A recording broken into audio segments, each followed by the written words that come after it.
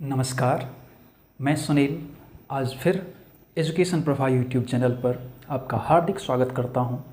आज फिर से अनुसंधान की कड़ी में, रिसर्च की कड़ी में, श्रृंखला में आज मैं पुनः आपके साथ एक बार फिर नॉन रैंडम सैंपलिंग टेक्निक्स अर्थात जो यादृच्छिक प्रतिदर्श तकनीक है उसके जो कुछ प्रकार हैं, फिर मैं उसके साथ उपस्थित हूँ। आज पुनः जो नॉन रैंडम अयादृच्छिक जो तकनीक है उसका दो जो प्रकार है, एक कोटा सैंपलिंग और दूसरा स्नोबॉल सैंपलिंग।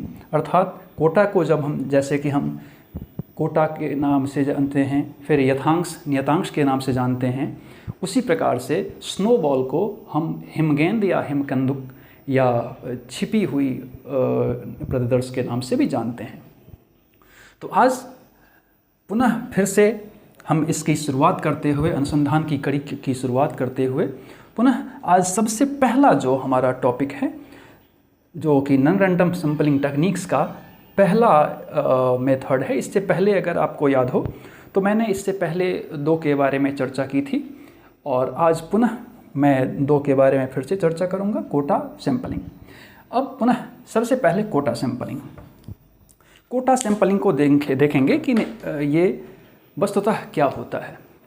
अगर हम कोटा सैंपलिंग अर्थात जैसे कि नाम से स्पष्ट है, इस कोटा को हम यथांश भी कहते हैं, नियतांश भी कह देते हैं, प्रतिदर्श कहते हैं। तो इसकी जो प्रकृति होती है वो पूरी की पूरी हम जो रैंडम सैंपलिंग टेक्निक्स में जो हम पढ़े हैं, जो स्ट्रेटिफाइड रैंडम सैंपलिंग, जिसको कि हम स्तरीकृत यादृच्छिक प्रतिदर्श या स्तरीकृत यादृच्छिक प्रतिदर्श के नाम से भी जानते हैं, उसमें जिस प्रकार से हम आवंटित करते थे या उसको कई भागों में बांटते थे, जैसे कि जिस प्रकार से अगर हम स्ट्रेटिफाइड रैंडम सैंपलिंग को देखेंगे तो उसको भी हम छोटी जनसंख्या पर ही उसको अपनाते हैं, उसी प्रकार से इसको भी अर्थात कोटा सैंपलिंग को भी हम छोटी जनसंख्या पर ही लेते हैं। अब जैसे मान लीजिए सपोज अगर हमें कोटा सैंपलिंग लेनी है तो सबसे पहले स्ट्रेटिफाइड को देख रहे हैं कि जिस प्रकार से अगर हम स्ट्रेटिफाइड रैंडम सैंपलिंग को लेते थे और अगर मान लीजिए कि हमें एक यूनिवर्सिटी में मुझे एक समस्या लेनी है जिसमें कि एक स्नातक और एक स्नातकोत्तर, तो मान लीजिए कि ये एक ग्रेजुएट स्तर का एक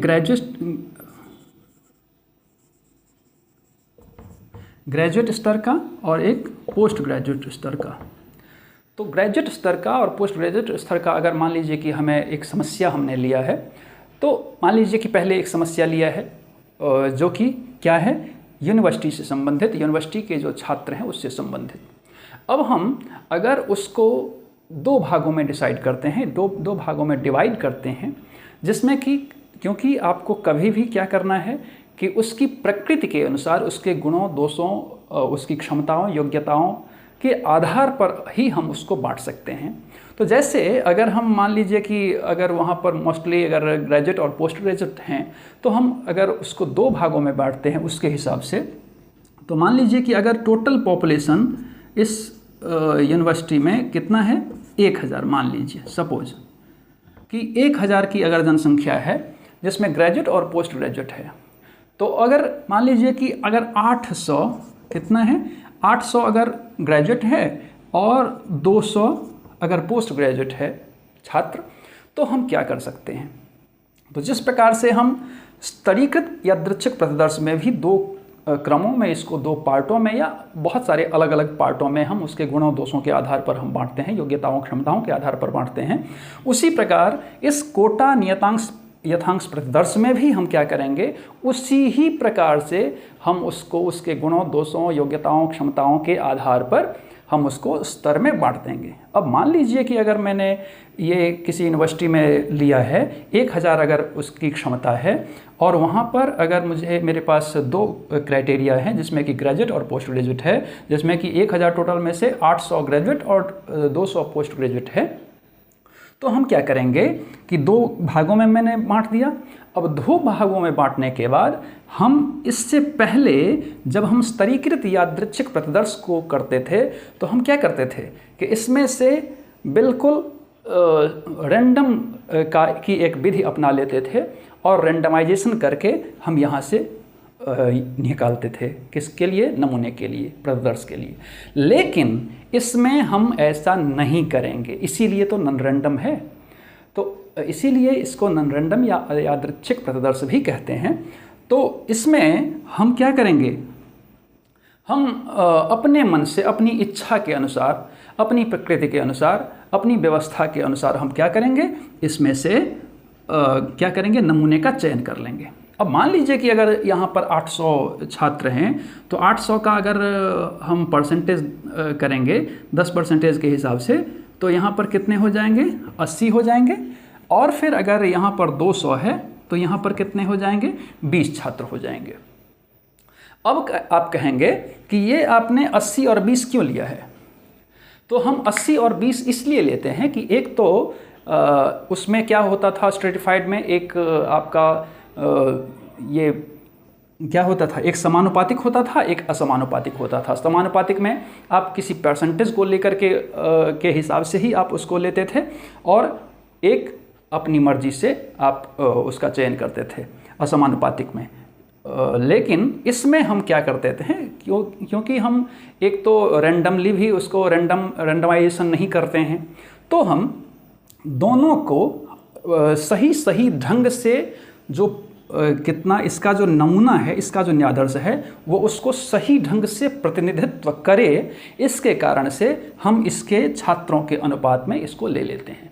अब हमने ले लिया कि इसके छात्रों के अनुपात में हमने ले लिया कि ग्रेजुएट के टोटल 800 थे, मैंने 80 ले लिया। यहाँ पर पोस्ट ग्रेजुएट के 200 थे, मैंने 20 ले लिया। और फिर यहाँ पर ले करके अब इसमें कोई भी रैंडमाइजेशन का प्रयोग नहीं होगा। मैंने अपने स्थिति के अनुसार, अपने इच्छा के अनुसार, अपने मन के अनुसार मैंने चयन कर लिया है। और फिर जिसका मुझे लगा कि हाँ इसको लेना चाहिए, इसको लेना चाहिए, इसको लेना चाहिए, मैंने वो ले लिया है। और ले करके फिर उसी पर हम क्या करेंगे कि पूरा का पूरा रिसर्च करेंगे और रिसर्च का जो परिणाम आएगा वो टोटल जो पूरा यूनिवर्सिटी है उस पर हम क्या करेंगे? सामान्यीकृत कर देंगे। ठीक है, तो मुझे लगता है कि इस के बारे में पूरी जानकारी हुई होगी। अब दूसरा आपका आता है हिमगेंद न्यादर्श, जिसको कि हम स्नोबॉल के नाम से भी जानते हैं। तो स्नोबॉल या हिमगेंद न्यादर्श क्या होता है? जैसे कि आप देखेंगे तो ये स्नो और बॉल, इसमें दो चीज़ें हैं। स्नो और बॉल में स्नो का मतलब होता है बर्फ़ और बॉल का मतलब होता है गेंद। अब बॉल का मतलब गेंद होता है, तो अर्थात अगर हम दोनों को देखेंगे तो ये बर्फ़ का गोला होता है।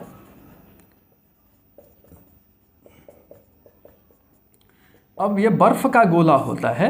अब मान लीजिए सपोज एक मेरे पास एक बर्फ़ का सिला है।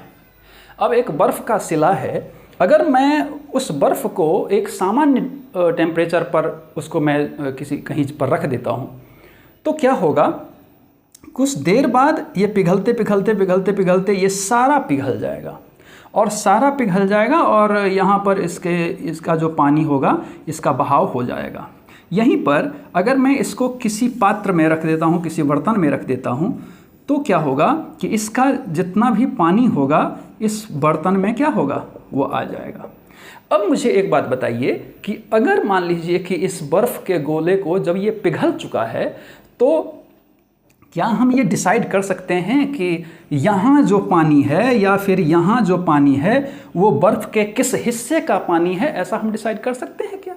बिल्कुल भी नहीं, एकदम से नहीं कर सकते हैं, नहीं कर सकते हैं। इसी के कारण से इसको प्रच्छन्न न्यादर्श भी कहा जाता है या फिर छिपी हुई जनसंख्या भी कही जाती है। जिस प्रकार से आपने देखा कि जब बर्फ़ पिघल जाता है तो बर्फ़ को पिघलने के बाद वो पानी कहाँ का है, बर्फ़ के किस हिस्से का पानी है, हम इसको नहीं बता सकते। उसी प्रकार से इस न्यादर्श में क्या होता है कि छिपी हुई जो जनसंख्या होती है, जनसंख्या छिपी हुई नहीं रहती है, बल्कि एक प्रकार से कह सकते हैं कि जो संबंध होते हैं वो बहुत सारे क्या होते हैं, अनौपचारिक जो संबंध होते हैं, उस अनौपचारिक संबंधों का ज्ञान करने के लिए ही हम इसका चुनाव करते हैं। अब मान लीजिए कि अगर हम शिक्षा के दृष्टिकोण से देखेंगे तो शिक्षा के दृष्टिकोण से हम इसमें समाजमितीय विधि, एक जो सोशियोमेट्रिक मेथड है, उस प्रकार का उस प्रकार से ही इसकी प्रकृति भी होती है। सोशियोमेट्रिक में हम क्या करते हैं, अगर मान लीजिए कि एक क्लास है, अब ये पूरी क्लास है, अब मान लीजिए कि इसमें बहुत सारे 100 बच्चे हैं।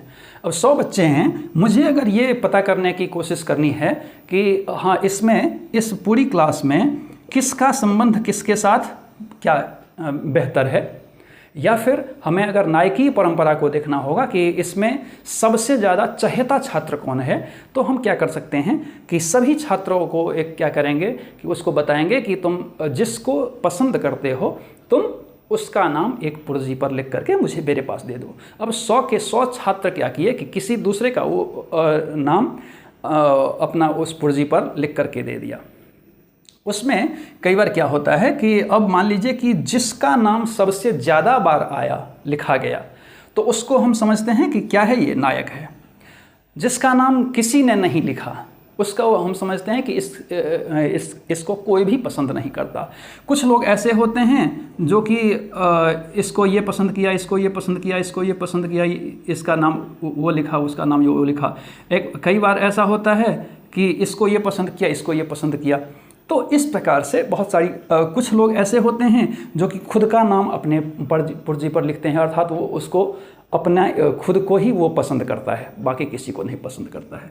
तो इस प्रकार से हम जिस प्रकार से इसमें देखते हैं कि इसमें हम जो अंतर संबंध होते हैं तो उसको किस प्रकार से हमें देखना है, या फिर ऐसा कह सकते हैं कि जो अनौपचारिक संबंध है उसका ज्ञान हमें किस प्रकार से करनी है, तो हम उस स्थिति में हिमगेन न्यायादर्श का चयन करते हैं।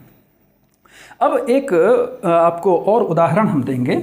एक उदाहरण ये देंगे कि जैसे मान लीजिए कि एक ड्रग माफिया है, ये ड्रग माफिया है।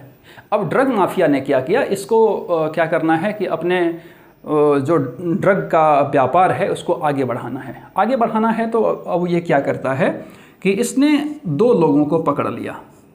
2 लोगों को, ऐसे लोगों को पकड़ लिया जो कि पहले से वो ड्रग नहीं पीता था, नहीं लेता था। अब नहीं लेता था तो इसने धीरे धीरे उसको अपने पास बुलाया और धीरे धीरे उसको पिलाने लगा। सप्ताह भर 1 महीने तक इसको पिलाया और इसकी आदत अब लग गई है, ड्रग की आदत लग गई है। जब ड्रग की आदत लग गई तो इसने अचानक से उसका ड्रग देना बंद कर दिया। अब इससे पहले क्या करता था, वो मुफ्त में उसको ड्रग बांटता था दोनों को। अब दोनों को जब ड्रग बांटता था मुफ्त में तो अचानक से उसने देना बंद कर दिया। अब वो क्योंकि उसको ड्रग की आदत हो गई है तो वो छटपटा गया। अब छटपटा गया तो इसने कहा कि नहीं, मुझे ड्रग तो चाहिए ही चाहिए। उसने कहा कि नहीं, मैं तो दे नहीं सकता। तो फिर उसने बहुत कहा ठीक है मैं दूंगा, लेकिन एक शर्त है। तो क्या शर्त है? अब उसका वो हर शर्त मानने को तैयार है क्योंकि उसको आदत तो लग गई है। तो जब आदत लग गई है तो इसने शर्त रखा कि तुम ऐसा काम करो कि 2 लोगों तक, जिस प्रकार से मैं तुम्हें पकड़ा था उसी प्रकार से 2 लोगों को मुफ्त में कुछ दिन तक दो। अब फिर से ये 2 लोग क्या करता है, 2 लोगों को शामिल करता है, फिर ये 2 लोग इसको शामिल करता है, फिर ये 2 लोग शामिल करता है, फिर ये 2 लोग शामिल करता है। तो इस प्रकार से आप देखेंगे तो इसका जो चेन है वो चेन पुलिंग बहुत तगड़ी हो गई, बहुत तगड़ी। और फिर सबके साथ वही होता है कि वो कुछ दिन देता है, फिर उसने बंद कर दिया, फिर चूँकि आदत लग गई है तो फिर से वो वही कंडीशन लाता है। और हाँ, एक चीज़ ये करता है कि ये बता देता है कि मैं तुम्हें ड्रग दे रहा हूँ, ये किसी भी हालत में किसी के पास नहीं जानी चाहिए। तो जब नहीं जानी चाहिए तो और यही कंडीशन ये सबके साथ रख दिया। अब मान लीजिए कि अगर किसी को अंतर संबंध पता करना हो तो इससे ये पूछेगा भी तो इसको खुद नहीं पता है कि इसका ड्रग माफिया है कहाँ पर, क्योंकि वो यहाँ है और विस्तृत होकर के बहुत तेज़ी से बढ़ गया है। तो उसको खुद नहीं पता है कि वो कहाँ से आ रहा है, लेकिन आ रहा है। तो इसके बारे में, अर्थात जब हम अनौपचारिक संबंधों का ज्ञान जब लेने जाते हैं तो उस संबंध में हम इस हिमगेंद आदर्श या स्नोबॉल सैंपलिंग का यूज़ करते हैं। तो अब ऐसा नहीं है कि अंतर संबंधों का ज्ञान या फिर जो अनौपचारिक संबंधों का ज्ञान है जब हम समाजमितीय ढंग से करते हैं तो इस प्रकार से हम शोध के विषय में इस प्रकार से करते हैं। अब मुझे लगता है कि ये दोनों कोटा और हिमगेंद आदर्श आप सभी को समझ में आ गया होगा। आप एजुकेशन प्रभा यूट्यूब चैनल के साथ देख रहे थे।